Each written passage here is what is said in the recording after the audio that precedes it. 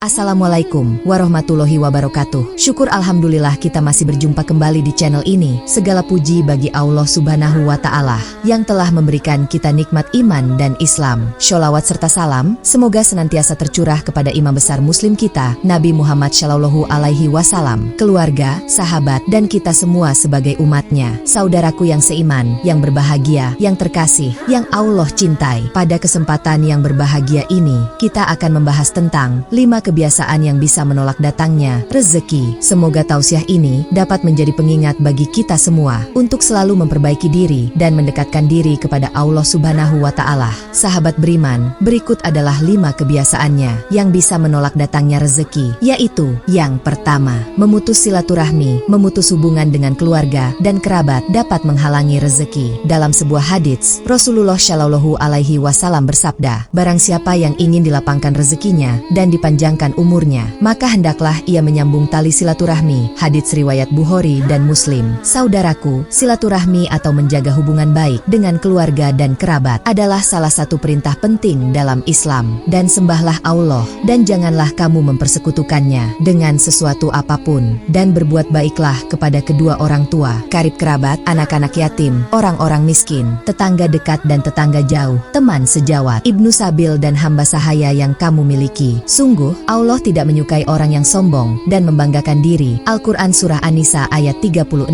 Maka apakah kiranya jika kamu berkuasa, kamu akan membuat kerusakan di muka bumi dan memutuskan hubungan kekeluargaan? Mereka itulah orang-orang yang dilaknati Allah dan ditulikannya telinga mereka dan dibutakannya penglihatan mereka. Al-Quran Surah Muhammad ayat 22-23. Hadirin yang dimuliakan Allah, betapa pentingnya menjaga silaturahmi. Memutuskan hubungan dengan keluarga dan kerabat tidak hanya menghalangi rezeki, tetapi juga mendatangkan laknat dari Allah subhanahu wa ta'ala. Marilah kita selalu menjaga hubungan baik dengan keluarga dan kerabat agar rezeki kita dilapangkan dan umur kita dipanjangkan. Yang kedua, berbuat dosa. Sahabat beriman, dosa, terutama berbohong, dapat menghalangi datangnya rezeki. Dan barang siapa yang bertakwa kepada Allah, niscaya Dia akan mengadakan baginya jalan keluar dan memberinya rezeki dari arah yang tiada disangka-sangkanya. Dan barang siapa yang bertawakal kepada Allah, niscaya Allah akan mencukupkan keperluannya. Sesungguhnya Allah melaksanakan urusan yang dikehendakinya.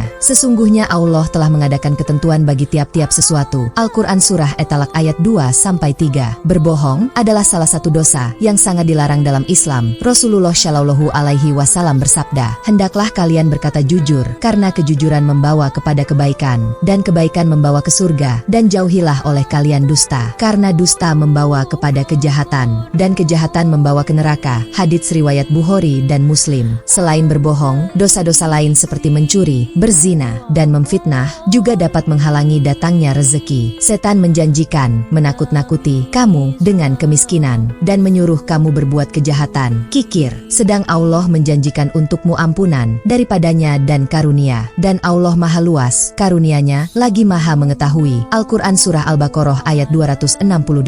Hadirin yang berbahagia, bahwa setan selalu berusaha menyesatkan manusia dengan menakut-nakuti mereka akan kemiskinan dan mendorong mereka untuk berbuat dosa. Namun, Allah subhanahu wa ta'ala menjanjikan ampunan dan karunia bagi mereka yang bertakwa dan menjauhi dosa. Marilah kita selalu berusaha untuk menjauhi dosa dan berbuat kebaikan agar rezeki kita dilapangkan oleh Allah subhanahu wa ta'ala. Yang ketiga, durhaka kepada orang tua. Tidak berbakti kepada orang tua dapat menghalangi datangnya rezeki, dan Tuhanmu telah memerintahkan agar kamu jangan menyembah selain Dia, dan hendaklah berbuat baik kepada ibu bapak jika salah seorang di antara keduanya atau kedua-duanya sampai berusia lanjut dalam pemeliharaanmu. Sekali-kali janganlah engkau mengatakan kepada keduanya perkataan dan janganlah engkau membentak keduanya, serta ucapkanlah kepada keduanya perkataan yang baik. Al-Quran Surah Al-Isra ayat 23. Berbakti kepada orang tua adalah salah satu kewajiban utama dalam Islam. Allah subhanahu Subhanahu wa Ta'ala menempatkan perintah ini setelah perintah untuk menyembahnya, menunjukkan betapa pentingnya berbuat baik kepada orang tua. Rasulullah Shallallahu Alaihi Wasallam juga menegaskan dalam haditsnya bahwa durhaka kepada orang tua termasuk dosa besar yang akan mendapatkan balasan langsung di dunia dan di akhirat. Dan kami perintahkan kepada manusia berbuat baik kepada dua orang ibu bapaknya. Ibunya telah mengandungnya dalam keadaan lemah yang bertambah-tambah dan menyapihnya dalam 2 tahun. Bersyukurlah kepadaku dan kepada dua orang ibu bapakmu. Hanya kepadakulah kembalimu. Al-Quran Surah Luqman ayat 14. Saudaraku yang seiman, yang berbahagia, yang terkasih, yang Allah cintai, pengorbanan orang tua, terutama ibu yang telah mengandung dan merawat kita dengan penuh kasih sayang. Berbakti kepada orang tua adalah bentuk syukur kita kepada Allah Subhanahu wa Ta'ala dan kepada mereka yang telah merawat kita. Dan kami perintahkan kepada manusia berbuat baik kepada dua orang ibu bapaknya. Ibunya telah mengandungnya dengan susah payah dan melahirkannya dengan susah payah pula. Mengandungnya sampai menyapihnya adalah 30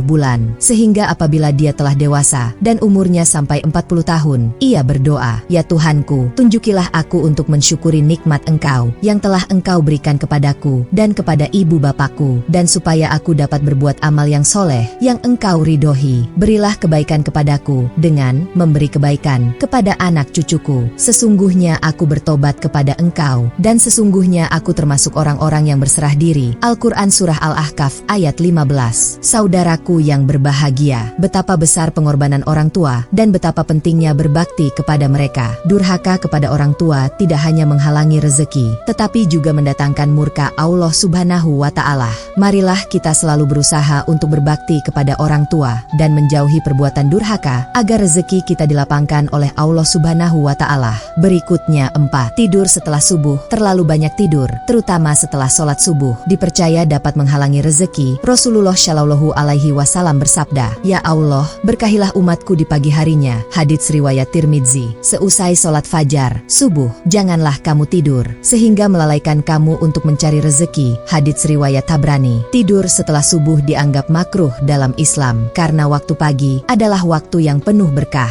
dan waktu untuk mencari rezeki. Ibnul Qayyim rahimahullah mengatakan bahwa tidur setelah sholat subuh hingga matahari terbit adalah waktu yang makruh karena waktu tersebut adalah waktu memanen ghanimah, waktu meraih kebaikan yang banyak. Dan kami jadikan malam sebagai pakaian dan kami jadikan siang untuk mencari penghidupan. Al-Quran Surah An-Naba ayat 10-11 bahwa siang hari adalah waktu yang ditetapkan oleh Allah Subhanahu wa Ta'ala untuk mencari rezeki dan beraktivitas. Tidur setelah subuh dapat membuat seseorang kehilangan waktu yang berharga untuk beribadah, bekerja, dan melakukan aktivitas yang bermanfaat. Dan dialah yang menjadikan malam untukmu sebagai pakaian dan tidur untuk istirahat, dan dia menjadikan siang untuk bangun berusaha. Al-Quran Surah Al-Furqan ayat 47. Setelah sholat subuh, agar tidak melalaikan kita dari mencari rezeki, marilah kita manfaatkan waktu pagi dengan sebaik-baiknya untuk beribadah, bekerja, dan melakukan aktivitas yang bermanfaat agar rezeki kita dilapangkan oleh Allah Subhanahu wa Ta'ala. Yang terakhir,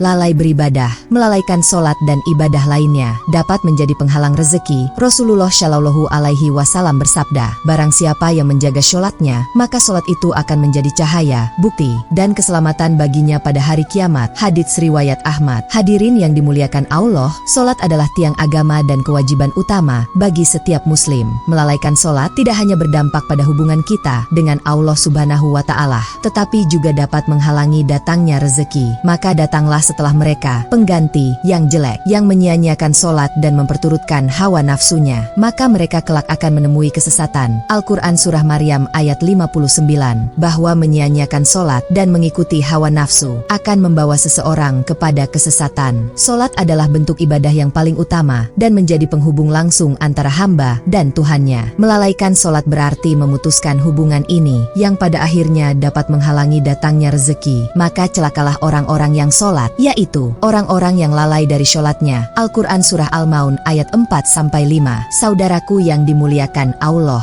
bahwa orang-orang yang lalai dalam sholatnya akan mendapatkan kecelakaan. Lalai dalam sholat bisa berarti tidak melaksanakan sholat tepat waktu, tidak khusyuk, atau bahkan meninggalkan sholat sama sekali. Semua ini dapat menjadi penghalang rezeki, karena sholat adalah salah satu cara untuk mendapatkan keberkahan dari Allah Subhanahu wa Ta'ala, yaitu mereka yang beriman kepada yang gaib, yang mendirikan sholat dan menafkahkan sebagian rezeki yang kami anugerahkan kepada mereka. mereka. Al-Quran Surah Al-Baqarah ayat 3, bahwa mendirikan sholat dan menafkahkan sebagian rezeki adalah tanda-tanda orang yang beriman. Dengan menjaga sholat, kita menunjukkan ketaatan kita kepada Allah Subhanahu wa Ta'ala, yang pada gilirannya akan membuka pintu rezeki bagi kita. Mari kita selalu menjaga sholat dan ibadah lainnya, agar rezeki kita dilapangkan oleh Allah Subhanahu wa Ta'ala. Jangan sampai kita lalai dalam melaksanakan kewajiban ini, karena sholat adalah kunci keberkahan dan keselamatan di dunia dan akhirat. Saudaraku yang berbahagia, yang terkasih, yang Allah cintai, mari kita introspeksi diri dan menghindari kebiasaan-kebiasaan yang dapat menghalangi datangnya rezeki. Dengan demikian, kita dapat meraih keberkahan dan kelapangan rezeki dari Allah Subhanahu wa Ta'ala.